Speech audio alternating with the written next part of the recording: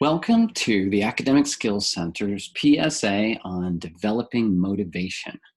My name is Roger Mancastroppa, although most people call me Mac.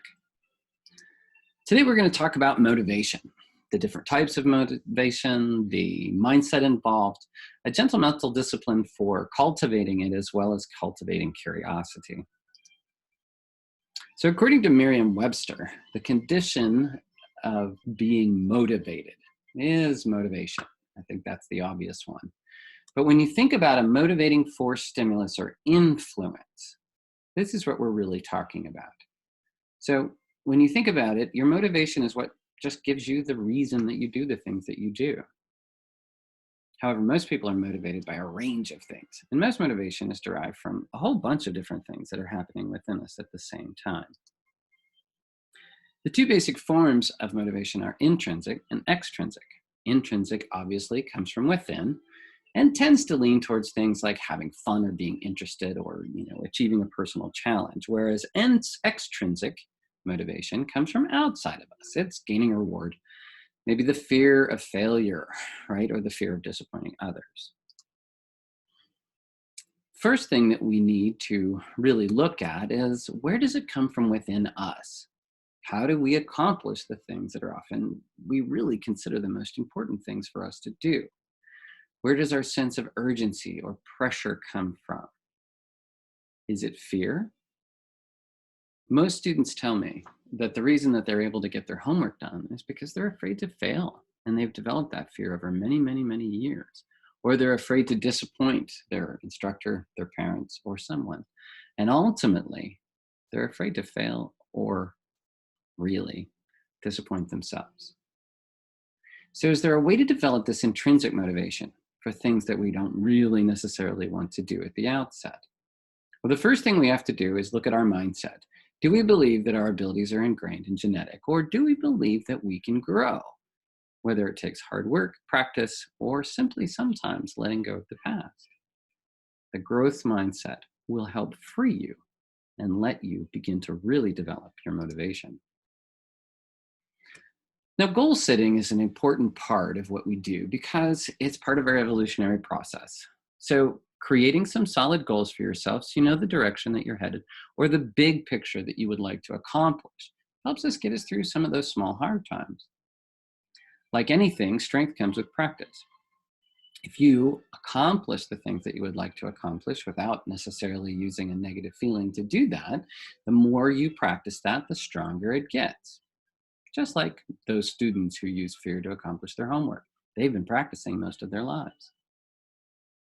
And resilience, or building resilience, means really seeing the opportunities. So instead of being knocked down when things are hard, you see the opportunities and you bounce back quickly. And then, of course, once you see that opportunity, you need to strike while the iron is hot.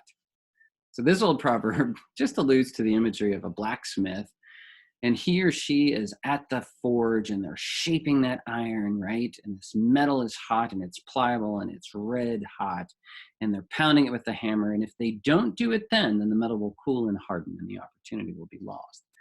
And very often when we get things that we need to accomplish, we have a strong sense of motivation right in that moment. And if we capitalize on that, even just doing something like scheduling it on our calendar, then we're far more likely to accomplish it.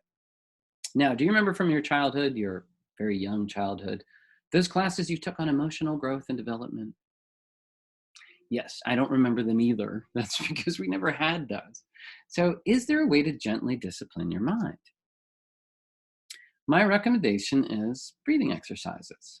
We start with a 4-8 breath, breathing in for 4, out for 8.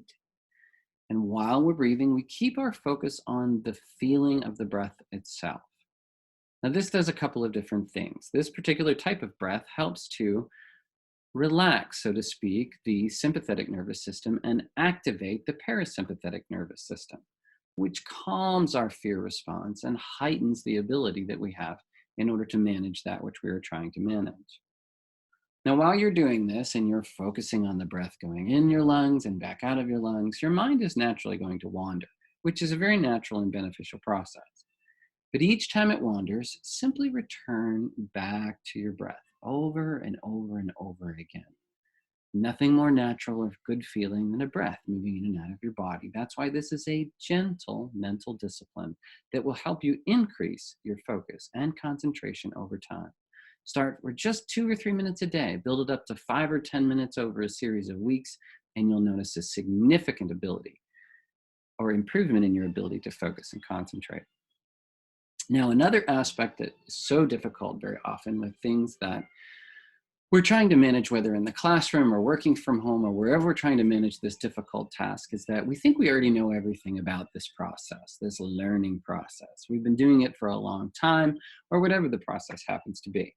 So if we can let go of what we think we know about it, if we release that past, then we can clearly see what's in front of us. We've never actually been in this moment exploring this topic ever before. And if we open our minds in that moment, it frees the mind to explore what's right in front of you and not discount it as something that you already know everything about. Now, let's say you're in class and the instructor writes this on the board: causes of human warfare, economic gain, territorial gain, tribalism. What is your mind trying to do with that? Well, number one, your hand starts writing it down into your notebook, and then your mind just lets it go because it knows it can come back and learn it later. But if you're just looking at this, your mind tends to want to try to remember it, right? It's trying to hold on to it and attach it to something that maybe it knows, maybe, but it's just trying to memorize it. And look, if we do a very simple shift to this. By phrasing things at question, we activate the natural curiosity of the mind. What are the causes of warfare causes our mind to seek out that answer and makes the learning process, just with this simple thing, that much better. So to develop your motivation, right? Develop your intrinsic motivation. Use those breathing activities to really develop your focus and concentration skills. And of course, fall back on your intrinsic when it's needed. There's nothing wrong with giving yourself a reward for something that you've accomplished.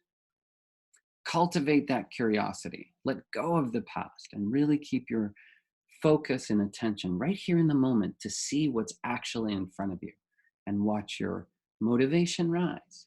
And all of these parts will help you develop this motivation to accomplish really those big picture things that you'd like to achieve. And if this, of course, this happens because you develop the ability to do the things that inside of you you find resistance to. So thank you for joining us today. This is Mac at the Academic Skills Center, and we hope you have a really great day.